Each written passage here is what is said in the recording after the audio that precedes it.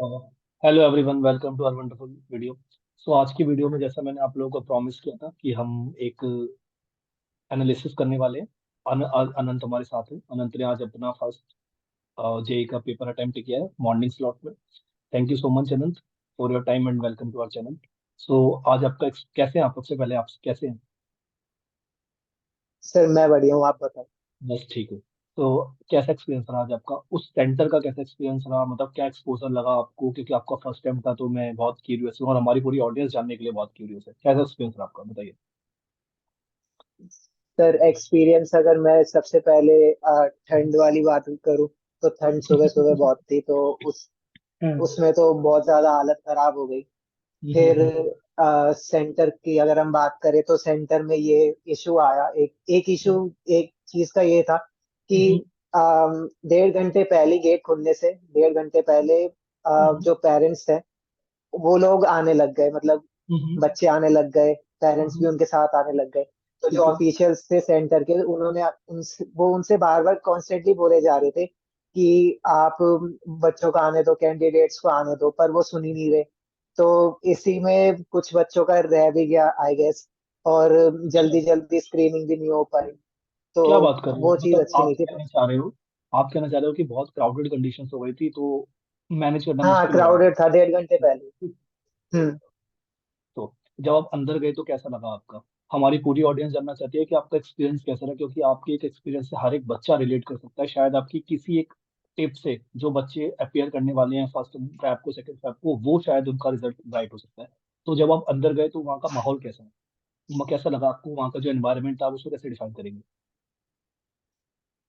Sir मैं वैसे तो किसी उसमें गया नहीं था कि कोई बर्डन सा लग रहा हो या फिर कोई मेरे को मेंटल प्रेशर हो, क्योंकि मैं अभी बोर्ड ओरिएंटेड हूँ। तो मैं सिर्फ अच्छा। पेपर एक्सपीरियंस करने गया था, एक टाइप फॉर देखने द गया था फॉर कि द क्या। क्लैरिफिकेशन फॉर द ऑडियंस, अनंत का कहने का मतलब है कि अभी वो पूरा फोकस अपने बोर्ड पे कर रहे हैं। अभी उनका जो प्रायोरिटी है वो सेकंड अटेम्प्ट उनकी प्रायोरिटी है। अभी उनका पूरा फोकस 95 प्लस अटेन करना है बोर्ड में। am I correct Anant? Yes sir. या प्लीज कंटिन्यू। तो सर मेंटल प्रेशर तो कुछ था नहीं, तो अगर कुछ क्या कहते हैं उन्हें, प्रॉब्लम्स भी आ रही थी तो इजीली वो सॉल्व भी हो जा रही थी, ज्यादा कुछ उसमें सोचने की जरूरत नहीं पड़ रही थी।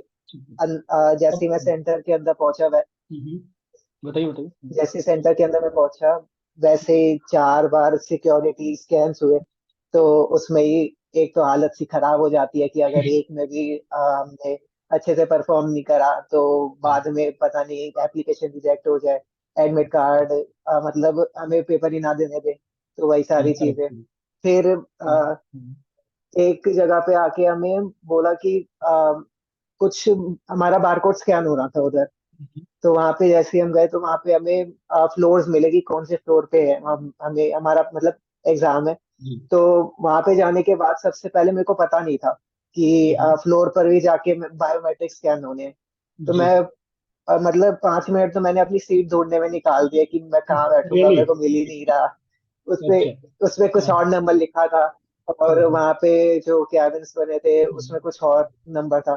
तो आखिर में जाके मैंने पूछा किसी से कि क्या करना है, तो उन्होंने कहा कि पहले बायोमेट्रिक स्कैन होगा। तो वहां पे जाके फिर बायोमेट्रिक स्कैन हुए, फोटो भी इतनी माशाल्लाह ली थी उन्होंने। जब आ, क्या कहते हैं, कैबिन के पास हम मतलब कैबिन में जी। जैसे ही मैं अपने प्लेस पे गया, जी। वहां पे मेरी जो सबसे रिसेंट फोटो थी, जो उस आज के ही दिन की थी, उन्होंने वो ली थी। तो वो भी शो होने लग गई। मैंने कहा कि कोई बात नहीं, अच्छी फोटो है, आधार कार्ड से तो अच्छी ही है। जी। अच्छा, अनंत मुझे ये बताइए एक बार कि आपको पेपर में सबसे इजी पोर्शन क्या लगा? मतलब क्या, सबसे पहले हम डिफिकल्टीज डिस्कस करते हैं और फिर हम डिस्कस करते हैं कि आपने क्या लेकर आए हैं वहाँ से। क्योंकि जब आप पेपर देने गए थे तो वो एक बैटल था, जैसे मैं अपनी ऑफलाइन क्लासेस में बोलता हूँ। और जिनको नहीं पता है बता दूं, अनंत हमारे ऑफलाइन बैच के स्टूडेंट है, तो मैं बैटल अपनी क्लासेस में हमेशा बोलता भी हूँ कि हर एक एग्जाम आपको कुछ ना कुछ देता है। वो आपसे आपका हार्डवर्क मांगता है, तो वो कुछ आपके रिटर्न में देता भी है। तो आनंद, सबसे पहले आप मुझे बताइए कि अगर हम सिलेबस की बात करें तो क्या क्या आपको लगा कि क्या क्या पे जो बच्चे अभी अपेयर होने वाले हैं उनके लिए क्या आप एडवांटेज, क्या सजेशन देना चाहते सर अगर मैं अपने पेपर की बात करूँ, सिर्फ अपने पेपर से रिलेटेड अगर मैं बात करूँ, तो मैंने उसे कम से कम 10 या 20 मिनट तो एनालाइज करने में निकाला कि कैसा पेपर है। तो ठीक है। What I found it was कि जो सिलेबस है वो ट्वेल्थ ओरिएंटेड है। मतलब हम्म। कम से कम 15 to 20 क्वेश्चन ही होंगे जो 11th बेस्ड है, बाकी सारे ओके। 12th बेस्ड ही थे। ओके। तो 12th पर ज्यादा फोकस अगर कोई कर भी रहा है तो वो ठीक है, क्योंकि इजीली वो क्लियर भी हो जाएगा अगर 12th लेके चले। फिर मैंने ये चीज नोटिस करी कि मैथ हाँ। सेक्शन अरे यहाँ मेरे पे ना एक हिसाब से। क्वेश्चन, बच्चों के पास एक क्वेश्चन आता है कि हम क्या करें, मतलब बहुत सारे बच्चों ने भी मुझसे पूछा कि सर हम क्या करें, हम अभी अपना टाइम ट्वेल्थ को रिवाइज करने में लगाए, फॉर्मूला शीट्स को रिवाइज करने में लगाए, या हम 11th का कोई कंसेप्ट पढ़े जो हमारा वीक है। तो आप अपने एक्सपीरियंसेस को क्या सजेस्ट करेंगे इन दोनों केसेस में? सर मैं अगर अपने पेपर की बात करूँ तो मेजरली मेरा पेपर तो 12th बेस्ड ही आया था। तो जी। मैं तो यही सजेस्ट करूंगा, अगर आगे भी ऐसा ही पेपर आएगा, अगर आया, तो हम्म। 12th अगर कोई पढ़ के जा रहा है तो बहुत हेल्प होगी उसके लिए। मतलब आप कहना चाह रहे हैं कि अगर आप ट्वेल्थ पे फोकस करें तो आपको ट्वेल्थ बहुत अच्छा कर लेना है, अगर आपका 11th एक दो पोर्शन छूट भी रहा है तो वो कोई दिक्कत नहीं है, वो बहुत दिक्कत वाली बात नहीं है, बट जो आप करके जा रहे हैं उसको अगर कमाल 11th से कर अच्छा। भी नहीं रहे तब भी। अच्छा अच्छा, ठीक है। तो अगर हम आप सेक्शंस की बात करें, फिजिक्स केमिस्ट्री मैथ में सबसे डिफिकल्ट सेक्शन आपको कौन सा लगा और क्यों, क्या रीजन थे उसके? मेरे लिए तो सबसे ज्यादा डिफिकल्ट मैथ्स था, क्योंकि फिजिक्स में फिजिक्स में मैं क्वेश्चन थोड़े अटेम्प्ट कर पा रहा था, केमिस्ट्री में गुड। अटेम्प्ट हो रहे थे। Very maths good. में मैथ्स में जाके अटेम्प्ट ही नहीं हो रहे, मतलब समझ ही नहीं आ रहा कैसे करना है। इंटीग्रेशन की सम्स ऐसे थे कि कुछ आ ही नहीं रहा उसमें। आपको हर क्या चीज दिक्कत थी, लगा के देख ली। आपको पर्टिकुलरली क्या दिक्कत हुई मैथ्स के अंदर बेसिकली, मतलब क्या आपको लगा कि क्या मैथ्स में और हम कर सकते हैं? मैथ्स में पर्टिकुलरली यही दिक्कत लगी कि जो जैसे क्वेश्चन का टाइप था, हम्म। वैसे मैंने प्रैक्टिस नहीं कर रखी थी, शायद ये हो सकता है। या फिर ओके। मैं ये भी कह सकता हूँ कि जो मैथ्स का सेक्शन था वो कंपैरेटिवली फिजिक्स और केमिस्ट्री से हार्ड आया टफ था। है।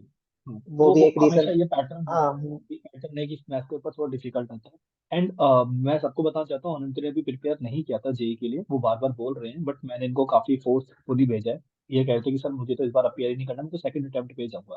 तो पॉइंट मतलब ये है कि Anant is not fully prepare for the exam, he just give it the exam to check the relating eligibility कि भाई मैंने कितना पढ़ा है, क्या मैं अभी कहाँ पे स्टैंड करता हूँ। Am I correct? Yes sir. Okay. तो फिजिक्स में आप क्या बताना चाहेंगे, फिजिक्स में क्या एक्सपोजर है, कौन से चैप्टर अच्छे हैं जिनकी वेटेज ज्यादा लगी आपको पर्टिकुलर, मतलब जिनसे क्वेश्चन इजी पिक हो पाए आपके पेपर में, वो क्या थे जिनसे इजी क्वेश्चन उठ रहे थे? तो अगर ऐसा पैटर्न फॉलो करता है तो बहुत सारे बच्चों का एडवांटेज हो सकता सर फिजिक्स में थोड़ी बहुत 11th भी थी। तो है। जो सेक्शन ए आया था मेरा 20 क्वेश्चंस का, तो उसमें 3 to 4 क्वेश्चन 11th के थे। बाकी ट्वेल्थ बेस थे क्वेश्चंस, उनमें ये था कि जो हमारी पहली बुक है उसमें से मेरे को 8 या 9 दिखे। अरे फिर जो वाह, सेकंड बुक है वेरी गुड। उसमें से मेरे को उसके 20 के हिसाब से दिखे। तो हाँ, 5 6 ही होंगे वो भी सेकंड बुक के। ओके। फिर तो सेक्शन बी था और इन केमिस्ट्री, फिजिक्स का। केमिस्ट्री में? केमिस्ट्री में मेजरली मैंने ऑर्गेनिक देखी। हाँ। अ, अच्छा। जो इनऑर्गेनिक के चैप्टर्स हैं, डी एंड एफ, कोऑर्डिनेशन, ये भी थे। बस केमिस्ट्री में बाकी और तो कुछ नहीं। ऑर्गेनिक का क्या वेटेज था, मतलब नंबर ऑफ क्वेश्चंस कितने थे as comparison to inorganic and physical? अगर आप एक रफ डाटा दे पाएं, रफ डाटा ऑर्गेनिक दे के पाएं तो हम लोग की जो हमारी ऑडियंस, अगर आप एक रफ डाटा दे पाएं तो हमारी ऑडियंस का एक आसान हो जाएगा कि उन्हें एंड नॉर के पे क्या रिवाइज करना है, मतलब on an average I am just want to ask you some data कि कितने क्वेश्चन थे ऑर्गेनिक के? ऑर्गेन केमिस्ट्री में अगर ऑर्गेनिक भी अच्छे से जी। करके कोई जा रहा है तो जी। वो ठीक रहेगा उसके लिए। मतलब ऑर्गेनिक ही मेजर पोर्शन है जी, मेरे पेपर में तो वही रहा, ऑर्गेनिक। अच्छा। एंड मैथ्स में आप क्या एडवाइस देना चाहते हैं, अगर कोई बच्चा प्रिपेयर कर रहा है, मतलब अभी, मतलब वो उसका टारगेट सेकंड अटेम्प्ट है, बट अगर उसको अभी वो सोच रहा है कि मैं अपने आप को फुल फ्लेजेड एफर्ट डालता हूँ, तो आप क्या कोई कौन से चैप्टर रिकमेंड करेंगे जो बच्चे को करने करने हैं एज पर योर पेपर? मेरे पेपर के हिसाब से जीपी कर सकता है वो, ठीक है। सीक्वेंस एंड सीरीज 11th का। ठीक है। ठीक है। वेक्टर्स के क्वेश्चंस थे 4 3 4। ठीक है। ठीक है। और सर मेरे को पर्टिकुलरली तो कुछ वैसे याद नहीं है, प्रोबेबिलिटी का कोई भी बात नहीं। 1 2 ही आए थे। ठीक है। तो हाँ, मेट्रिसेस के क्वेश्चंस थे 3। ठीक है। एक छोटा सा मतलब क्वेश्चन एक हमारे पूरा पास बैलेंस आता है। बना रखा था। जी जी जी, एक हमारे पास एक क्वेश्चन आता है, बच्चे बोलते हैं कि सर एंड में कैलकुलस रिवाइज करना बहुत मुश्किल है, तो क्या हमारे पास कुछ और है आपके पेपर के हिसाब से? गाइस ये पूरा जो एनालिसिस है वो अनंत का आज का जो मॉर्निंग शिफ्ट का पेपर हुआ है उसके बेसिस पे हम बता रहे हैं। हम बिल्कुल एश्योर नहीं करते कि ये आपका पैटर्न आएगा, बट अनंत केवल अपना एक्सपीरियंस हमारे साथ शेयर कर रहे हैं कि उनका क्या एक्सपीरियंस रहा आज के पेपर के बाद। राइट, हम बिल्कुल एश्योरेंस नहीं देते कि यही आपका पैटर्न आएगा, बट अगर आप ये वीडियो देखते हैं तो डेफिनेटली आपको इंसाइट मिल पाएगा, आपको थोड़ी हेल्प मिल पाएगी। इस वीडियो को बनाने का मोटिव यही है, राइट। तो क्या आप एडवाइस करेंगे अगर अभी कोई कैलकुलस रिवाइज भी, because you know calculus takes time for the revision, right? तो आप क्या कोई चैप्टर रिकमेंड करेंगे अपने पेपर से जो कैलकुलस के वो सब्स्टिट्यूट कर सके? सर मैं तो वेक्टर और 3D को ही बोलूंगा, क्योंकि मेरे पेपर और के एक दो हिसाब से मेरे चैप्टर, को एक आपने सिक्वेंस कैलकुलस से सीरीज ज्यादा बोला है, लगेगा। वेक्टर थ्री डी बोला है, प्रोबेबिलिटी बोला है, मैट्रिक्स डिटरमिनेंट बोला है, और ट्रिग्नोमेट्री हम्म। का क्या रेशो रहा था? ट्रिग्नोमेट्री का क्या रेशो है? सर ट्रिग्नोमेट्री का एक ही क्वेश्चन आया था, अच्छा, जो मतलब मुझे हम, नहीं आता था, तो मैंने उसे ज्यादा देखा ही अच्छा ठीक है। एंड लिमिट्स का और डिफरेंशियल लिमिट्स का, अगर हम केवल लिमिट्स की बात करें डिफरेंशियबिलिटी पर आ जाए तो? नहीं। लिमिट्स आप कैसे बोल रहे हो, मतलब इंडेफिनिट इंटीग्रेशन वाला या फिर नहीं नहीं, डेफिनेट तुम 11th इंटीग्रेशन? के लिमिट्स एंड कॉन्टिन्यूटी की बात, लिमिट्स की बात करें, 11th का जो चैप्टर है लिमिट्स, है ना? डिफरेंशियबिलिटी पे हम नहीं नहीं, बोल रहे। वो नहीं था कुछ वैसा। वो नहीं था, ठीक है। वैसे तो क्वेश्चन नहीं था मेरे ठीक है, मैथ्स के सेक्शन में। ठीक है। और आपका क्या एक्सपीरियंस रहा, आपने क्या लेकर आए हैं, क्या आपकी टीचिंग एबिलिटीज थी, वहां से आपने क्या सीखा जो शायद हमारी पूरी ऑडियंस जानना चाहती है, तो आपके क्या टेक अवेज थे वहां से, प्लीज बताइए। सर एक चीज मैंने ये सीखी कि अगर जनवरी का 10th कोई दे रहा है, तो जी, मेरे हिसाब से 12th पे उसकी अच्छी वो होनी चाहिए बेस। कमाल। 11th अगर 11th कोई नहीं भी कर रहा है पर्टिकुलरली, तो वो ज्यादा, अगर कोई रैंक के लिए कर रहा है तो हाँ मैटर करेगी, पर अगर कोई बस जेई क्लियर करने के लिए कर रहा है तो 12th इज गुड। अगर जनवरी का अटेम्प्ट कोई दे रहा है तो मेरे हिसाब ये से, आप मेरे पेपर के हिसाब से। फिजिक्स केमिस्ट्री मैथ्स में तीनों पे बोल रहे हैं, राइट, या किसी पर्टिकुलर सब्जेक्ट के बारे में बात करें? Yes sir. नहीं नहीं, तीनों पर, अच्छा मतलब ठीक है, ओवरऑल पेपर पर। ठीक है। दो मेरिट्स, हमारे पास टाइम बहुत कम है, दो मेरिट्स दो डिमेरिट्स जो आज आपको लगी आपके एक्सपीरियंस के हिसाब से, दो एडवांटेज दो डिसएडवांटेज आपको बताना है। और बच्चों को एट द एंड आप ये जरूर बताइएगा कि बच्चों को किस चीज का ध्यान रखना है पेपर को अटेम्प्ट करते समय। बिकॉज आई नो बहुत सारे बच्चे फर्स्ट अटेम्प्ट दे रहे हैं अनंत की तरह, तो ये होता है कि अगर एक आइडिया मिल जाता है कि जी ऐसा चीजें आने वाली हैं, ऐसा हिंट मिल सकता है, तो हमारा एक मेंटली माइंड प्रिपेयर हो जाता है, हम थोड़ा सा स्ट्रांग हो जाते हैं कि जी हमें थोड़ा बहुत तो पता है। जी बताइए अनंत प्लीज। सर एडवांटेजेस तो ये बोलूंगा कि मेरे को पेपर का पैटर्न पता चल गया कि कैसा पेपर आना है कैसा नहीं। जी। सबसे मेन चीज टाइम मैनेजमेंट की बात करें हम, तो टाइम मैनेजमेंट कैसे करनी है हर क्वेश्चन में, वो पता चल गई कि 90 क्वेश्चन में कम कम टाइम मिल रहा है हर क्वेश्चन के लिए।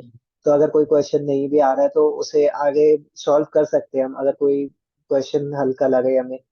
तो हम्म, उसके हिसाब से टाइम मैनेजमेंट सीखा मैंने आज। और एक एक्सपीरियंस गेन हुआ कि हाँ ठीक है, अगर आगे मैं फर्दर अटेम्प्ट दूंगा तो उसमें काम आएगा। डी अब डी दो, डीमेरिट्स में हम, जी जी बताइए। डिसएडवांटेज तो मेरे हिसाब से यही है, वेदर, ज्यादा ठंड है तो बस ये हाँ, डिसएडवांटेज में मेरे को कुछ लगा नहीं, क्योंकि पेपर देने में क्या ही जाता है, करेक्ट, नहीं नहीं आप बिल्कुल। अपना और बस। दूसरा ये है कि अभी हमारे पास 200 अटेम्प्ट है, तो मैं सभी को बोलूंगा, क्योंकि बहुत सारे बच्चों का एक कॉमन क्वेश्चन आता है कि सर क्या नीड है पेपर देने की, तो उन सब का एक आंसर अनंत ने दिया है कि जब तक आप पेपर में नहीं बैठोगे आप नहीं सीख पाओगे कि आपको पेपर को अटेम्प्ट कैसे करना है, पेपर से आप दोस्ती कैसे कर पाओगे। तो आपको जरूर एग्जामिनेशन हॉल में जाना है, अगर आप प्रिपेयर नहीं है तो भी एटलीस्ट खुद को टेस्टिफाई करो, खुद को ट्रस्ट करो कि हम वहां पे जाके पेपर में बैठ सकते हैं। am I करेक्ट अनंत?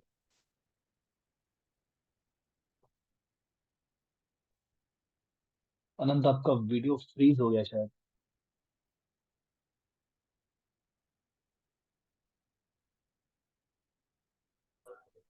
या am I correct Anant? Okay. So thank you so much Anant for your time. I hope आप सभी को ये वीडियो अच्छी लगी होगी। सो अगर आपको ये वीडियो अच्छी लगी हो, सो Thank you so much, Anant, for your time. I hope you will like this session also.